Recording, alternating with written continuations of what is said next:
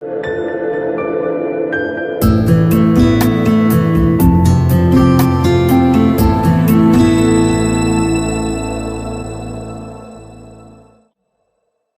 menyampaikan tazkirah. Tak terasa. Dulu saya datang kemari belajar di UKM tahun 2003. Sekarang sudah 2020. 17 tahun. Tak terasa. Yataqarabuz zaman. Tanda-tanda kiamat, fitnah akhir zaman sudah dekat adalah yataqarabuz zaman, kata Nabi SAW. Waktu tak terasa. Tak terasa. Tak terasa dah engkau dah datang. Tak terasa waktu begitu cepat engkau sudah datang saja nak menagih hutang. Orang berhutang ni pun rupanya tak terasa juga orang datang. Yang memberi pinjaman pula terasa lama betul. Apakah beza antara 5 minit dulu dengan 5 minit sekarang? Sama. Apakah beza antara 24 hours, 24 jam dulu dengan 24 jam zaman Nabi dengan 24 jam zaman sekarang? Sama. Tak ada beza.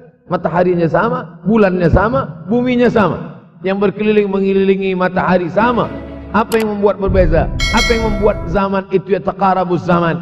Ada hal-hal yang membuat kita sibuk.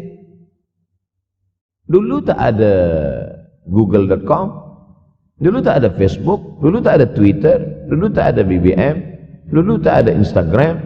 Sekarang waktu habis. Bila kita tanya orang mana yang lebih lama, 5 minit atau 50 menit, semuanya sepakat mengatakan 50 menit lama, 5 minit kejap. Saya tanya 2 kali, pelajar-pelajar, penuntut-penuntut, mana yang lebih lama, 5 minit atau 50 menit? Semuanya berkata 50 menit lebih lama daripada 5 menit. Lepas tu saya balik, mana yang lebih lama? 5 minit menunggu azan maghrib bulan puasa, 50 menit status FB, Instagram. Oh, lebih lama 5 minit menunggu azan maghrib. 5 minit menunggu azan maghrib bulan puasa macam-macam mati jam. 50 menit hilang waktu tak terasa.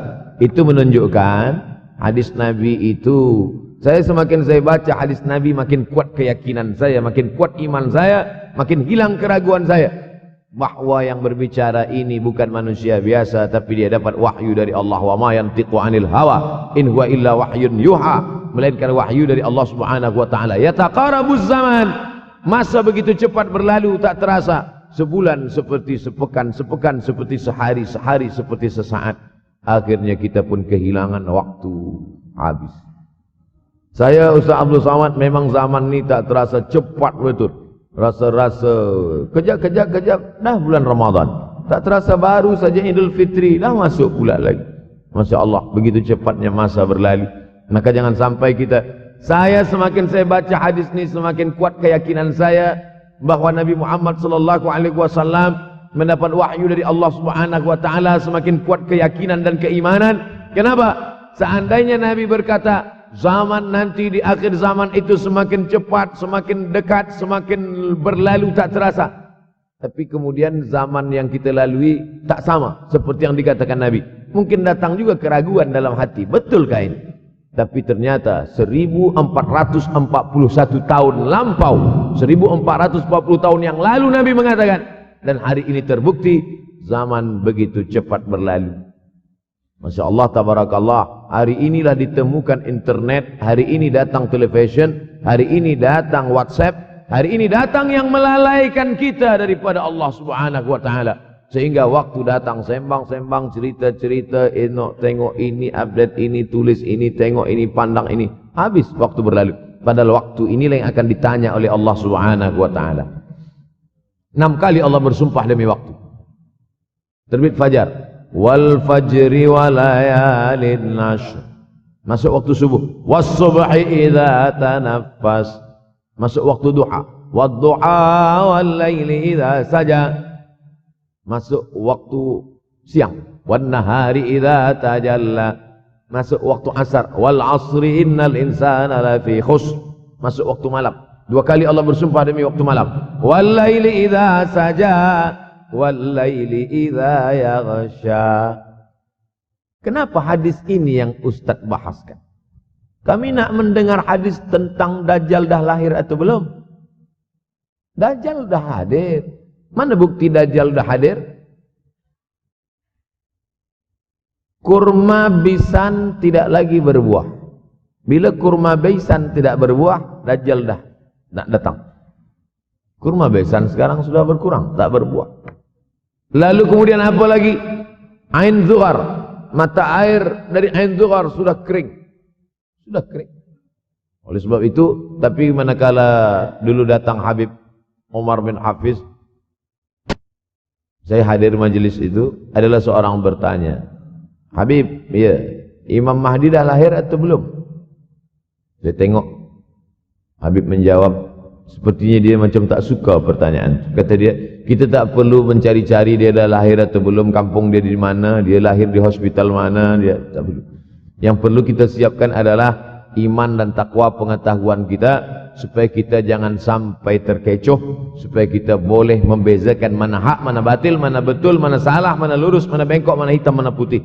Sehingga dengan istiqomahnya kita beribadah ini, kita boleh membezakan mana Al-Masih yang original, yang asli, mana Al-Masih Ad-Dajjal. Makanya tadi sebelum salam kita berkata, Allahumma inni a'udzubika min azabi jahannam wa min azabil qabri wa min fitnatil mahya wal mamat wa min syarri fitnatil masihid Dajjal. Membaca, menghafaz 10 ayat di awal surah Al-Kahfi. Siapa yang menghafaz 10 awal ayat, hadis lain mengatakan 10 akhir, 10 awal 10 akhir, elok dua-duanya. Tapi Masya Allah, tabarakallah, anak-anak kita yang pakai jubah, pakai sorban putih ini, daripada tahfiz Quran, mereka tidak hanya menghafaz 10 awal 10 ujung, dari awal sampai ujung dia hafaz, 30 juzuk dia hafaz. Mudah-mudahan anak-anak kita penghafaz Al-Quran. Allahumma ja'al abna'ana wa banatina min huffazil Quran wal hafizat. Jadikan anak-anak kami menjadi para penghafaz Al-Quran, ya Allah, supaya selamat dia daripada fitnah Al-Masih Ad-Dajjal. Tapi saya pilihkan hadis tentang yang 5 ini. Dengan 5 ini kalau kita amalkan, insya Allah Allah akan selamatkan kita dari fitnah akhir zaman ini. Yang pertama, manfaatkan waktu, kerana waktu di akhir zaman ini yataqarabuz zaman. Kerana waktu semakin dekat tak terasa, hilang, berlalu. Maka isilah waktu ini dengan ibadah. Jangan sampai ada waktu yang kosong. Duduk sejenak kosong, berselawat. Allahumma salli ala sayyidina Muhammad wa ala ali sayyidina Muhammad. Allahumma salli ala sayyidina Muhammad wa ala ali sayyidina Muhammad. Sempat-sempatkan ambil wuduk, solat duha walau 2 rakaat. Sempat-sempatkan sebelum tidur malam, solat witir 3 rakaat. Supaya tidur kita sentiasa dalam wuduk, dan kita sempat solat witir. Andai mati kita malam itu, insya Allah mati dalam keadaan husnul khatimah. Usolli sunnatal witri 3 rakaatin lillahi ta'ala. Nanti malam jaga, tidak witir lagi, hanya tahajud saja. Sempat-sempatkan solat tahajud. Elok amat sangat baik solat wuduk 2 rakaat. Usolli sunnatal wuduk rakaatain lillahi ta'ala. Selepas solat wuduk, solat sunat taubat. Solat sunat taubat rakaatain lillahi ta'ala. Selepas solat sunat taubat, solat sunat hajat. Solat sunat al-hajat. Selepas itu barulah solat sunat tahajud 8 rakaat. Nak tambah lagi 10, 12, 14, elok, tak salah, karena dia tiada batasan. Adakah sahabat Nabi yang melakukan ini? Ada. Qatadah bin Nu'man, dari selepas Isya sampai azan subuh. Imam Ahmad bin Ambal, dari selepas Isya sampai azan subuh. Bahkan mereka menghatamkan Al-Quran dalam tahajud mereka. Maka bahkan ada imam yang disebut dengan As-Sajjad, kerana banyak sujud kepada Allah Subhanahu wa ta'ala. Kerana akhir zaman ini godaan begitu besar. Dulu orang tengah malam tahajud, jam 2 malam, jam 3 malam dia bangun, kerana dia membaca hadis sab'atun yudhilluhumullah. Ada 7 golongan yang mendapatkan naungan Allah. Yauma la dhilla illa dhilluh. Hari itu tak ada naungan kecuali naungan Allah. Rajulun, ada seseorang, zakarallah, dia berzikir mengingat Allah, khalian, di tengah malam, tak ada manusia. Fafadat ainahu, menetes air mata. Maka yang pertama ini, jangan sampai kita kehilangan waktu, kerana waktu, al-waktu kasaif, waktu ini seperti pedang. Illam taqta'hu qata'aka. Kalau tidak kau patahkan dia, kalau kau dapat pedang, patahkan. Sebab kalau tidak kau patahkan, dia yang akan memotong engkau, mematahkan tulang-tulang engkau. Waktu ini kalau tidak kita manfaatkan, kita akan ditanya tentang waktu, kemana saja waktu yang sudah kau pakai. Inna sam'a, pendengaran, wal basar, penglihatan, wal fuad, hati, kullu ulaika kana anhu mas'ula. Semua akan disoal, semua akan diminta tanggungjawab di hadapan Allah. Kemana waktu yang sudah aku bagi dulu engkau pakai?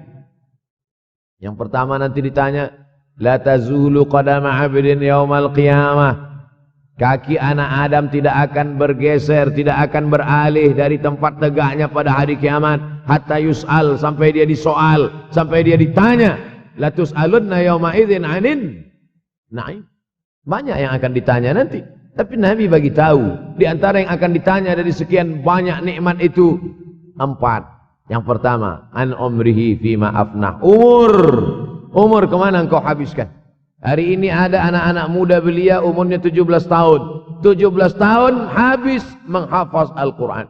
17 tahun habis iktikaf dalam masjid. 17 tahun habis berzikir, berjubah, bersorban, mengabdikan ilmu, berkhidmat kepada ulama. 17 tahun habis. Tapi ada pula yang dibalik, 71 tahun habis. Rumah, office, kopi, rumah, office, kopi, rumah, office, kopi, batuk, mati habis. Apa yang dapat kita bawa menghadap Allah SWT? Yang pertama, yataqarabuz zaman. Yang kedua adalah wa yanqusul ilmu. Ilmu semakin berkurang. Kalau sudah ilmu berkurang, apa yang bertambah? Jahil. Kalau ilmu bertambah, jahil berkurang. Kalau ilmu berkurang, jahil bertambah. Mana ada orang jahil cakapnya didengar orang? Saya dulu awal-awal membaca hadis ini, wa yanqusul ilmu. Ilmu berkurang, jahil bertambah. Rasanya tak mungkin, tak logik, tak masuk akal. Mana ada orang tak berilmu cakap dia didengar? Sekarang baru saya faham.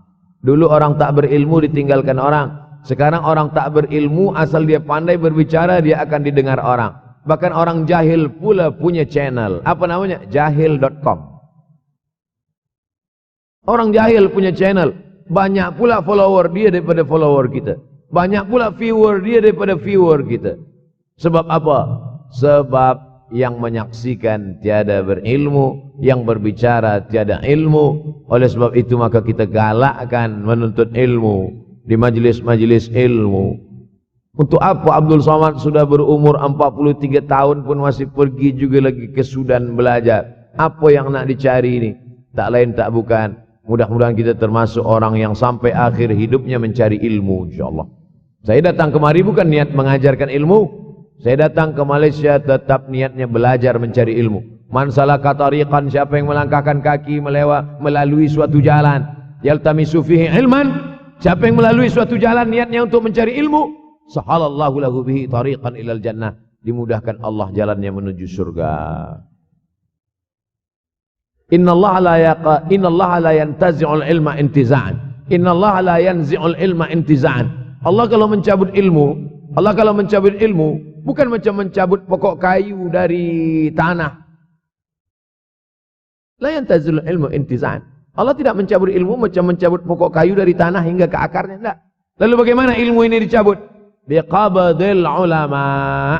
Dengan matinya ulama, maka habislah ilmu. Meninggal Imam Syafi'i, berkurang ilmu. Meninggal Imam Nawawi, berkurang ilmu. Meninggal Imam Fulan, berkurang ilmu. Maka yang hadir adalah al-juhala.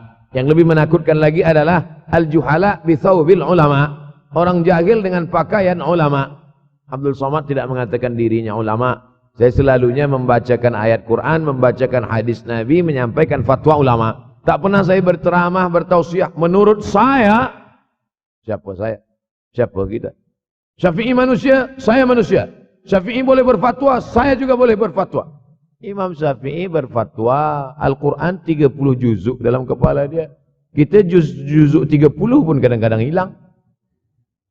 Imam Syafi'i balik dari masjid ke rumah, dia tutup telinga. Datang orang bertanya, Syafi'i, ya, kenapa engkau tutup telinga? Sebab bila aku dengar dari masjid ke rumah, semua yang aku dengar masuk tu semua aku ingat. Aku takut dia ingat di dalam, maka aku tutup. Kita, yang saya sampaikan tadi pun tak ingat. Oh, Ustaz mengejek kami, enggak. Jangankan yang mendengarkan, yang bercakap pun tak ingat. Nasib baik datang orang Jepun mengingatkan kita. Nah ini, nama dia Sony. Manusia ini lupa. Oleh sebab itu maka yang kedua akhir zaman, wa yanqusul ilmu, ilmu makin kurang makin kurang. Maka bersyukur anak-anak yang dimasukkan ke rumah tahfiz. Kalau ada rumah tahfiz di kampung biasa, kalau ada rumah tahfiz di desa, dusun biasa, tapi ada tahfiz di tengah kota besar Kuala Lumpur, masih ada lagi rumah tahfiz Quran. Siapa yang mewakafkan rumah tahfiz? Siapa yang memberikan beras? Siapa yang memberikan duit? Siapa yang memberikan belanja? Siapa yang mengirimkan ustaz? Masya Allah, tabarakallah. Maka ini semua mudah-mudahan kita istiqamah semuanya insyaallah. Supaya apa? Supaya lahirlah anak-anak kita yang alim, berilmu. Karena ini makin banyak orang jahil, al-tau bi ghairi ilmin, memberikan tazkirah fatwa tanpa ilmu, dhalla wa adalla, dhallu wa adallu, sesat, menyesatkan. Kalau setakat sesat saja, ini sudahlah sesat, menyesatkan. Na'udzubillah. Masuk yang ketiga. Yang ketiga adalah wa yanqusul ilmu, setelah habisnya ilmu-ilmu ini semua dicabut oleh Allah Subhanahu wa taala, lalu kemudian setelah ilmu dicabut Allah Subhanahu wa taala, wa yulqas syuh. Wa may yuqashuha, sin dengan hak kecil. Wa may yuqashuha nafsihi fa ulaika humul muflihun. Siapa yang selamat daripada sifat syuh, itulah orang yang beruntung. Hayya 'alal falah. Mari kita menuju keberuntungan, kemenangan. Siapa orang yang menang? Selamat daripada sifat syuh. Ada orang menerjemahkan syuh ini pelit, bakhil. Bakhil ada yang lebih parah daripada bakhil. Syuh. Bakhil ini, bakhil tidak ingin memberikan uangnya untuk orang lain. Itu bakhil. Dia ada uang 10 ringgit. Uang itu hanya dia makan saja. Dia tak mau walaupun setengah sen kepada orang lain. Itu namanya bakhil. Kalau syuh ini, duit dia simpan, duit orang pula dia makan. Nah, itu syuh. Jadi lebih parah lagi. Oleh sebab itu kalau sudah ilmu ini dicabut, orang menjadi jahil, maka datang penyakit syuh yang ketiga. Apa itu syuh? Hubbud dunya, hubbul mal, wa tuhibbul mala hubban jamma. Engkau sayang kepada harta amat sangat sayang. Dia pegang semuanya sampai tak meleleh, tak menetes walaupun satu tetes. Akhirnya mereka inilah pendusta-pendusta agama. Ara'aital ladzi yukadzibu biddin. Tahukah kamu siapa itu yang mendustakan agama? Fadzalikal ladzi yad'ul yatim. Mereka itulah yang membiarkan anak yatim. Wala yahuddu ala ta'amil miskin. Dia tidak mempedulikan makanan orang miskin. Sebab apa? Bukan sebab tak ada harta, sebab syuh. Kenapa syuh? Sebab tak ada ilmu. Tak ada ilmu tentang akhirat. Dia pegang, dia simpan, mati, habis. Yang dia bawa hanyalah 1, 2, 3 helai kain kafan saja. Itulah mengapa Sultan Turki, Sultan Muhammad Al-Fatih, Sultan Abdul Hamid, coba tengok gambar Sultan Muhammad Al-Fatih, Sultan Abdul Hamid Turki dulu. Sorban dia besar-besar. Saya dulu terkejut, lama saya tengok, kenapa sorban orang Turki ini besar-besar? Lama-lama saya baca, rupanya sorban orang Turki itu kain kafan. Tuan-tuan, balik dari sini beli kain kafan 2 meter, ikatkan kepala, bawa sembahyang, supaya ingat mati. Bolehkah menyiapkan kain kafan? Baca kitab Tambihul Mughtarrin, peringatan bagi orang-orang yang tertipu. Di situ ditunjukkan banyak ulama, bahkan mereka menggali tanah di dalam rumahnya. Malam-malam dia tahajud, selepas tahajud dia duduk di dalam tanah itu supaya terasa bagaimana rasanya mati. Gali tanah 2 meter, masuk ke dalam. Tapi kalau nak buat itu kita saja dengan Allah. Jangan pula, banyak juga orang sekarang udah gali tanah masuk ke dalam, streaming pula. Hai guys, nak rasakan mata, mana boleh terasa. Kita saja masuk ke dalam, rasakan macam mana rasa. Sebab kalau cakap saja, marilah kita ingat mati, takutlah kita pada mati. Kita tak tahu bagaimana rasa mati. Kalau nak merasakan bagaimana rasa mati, nanti kalau ada orang mati meninggal dunia, masuk kita ke dalam, kita sambut jenazah, kita letakkan, kita duduk, rasakan. Ketika Fatimah meninggal, Fatimah emak Sayyidina Ali meninggal, Nabi masuk ke liang lahat. Masuk Nabi ke liang lahat. Nabi berdoa di dalam. Ketika Utsman bin Maz'un meninggal, Nabi masuk ke dalam. Nabi pegang jenazah Utsman bin Maz'un. Meleleh air mata Nabi turun ke misai, turun ke janggutnya, turun menetes sampai ke bawah. Rasakan bagaimana rasanya di dalam. Dulu saya pernah berjumpa dengan seorang pemuda, telinga dia pakai anting subang. Lalu kemudian saya tengok banyak tato dia. Saya tanya, macam mana cerita awak bertaubat dulu? Mak saya meninggal, Ustaz Abdul Somad. Lepas tu saya tegak di tepi kubur. Macam ada yang menolak saya dari belakang, masuk saya ke dalam. Masa masuk itulah terasa sejuk di kaki. Datang rasa takut saya. Makanya kalau ada orang yang sudah kita bagi tazkirah, bagi nasihat tak juga, nanti ada orang meninggal, bawa dia agak dekat, senggolkan sikit, jatuh. Gitu caranya supaya kita terasa mati ini, supaya apa? Hilangkan penyakit syuh, cinta harta, takut mati, dan membuat kita menjadi bakhil, pelit. Nah.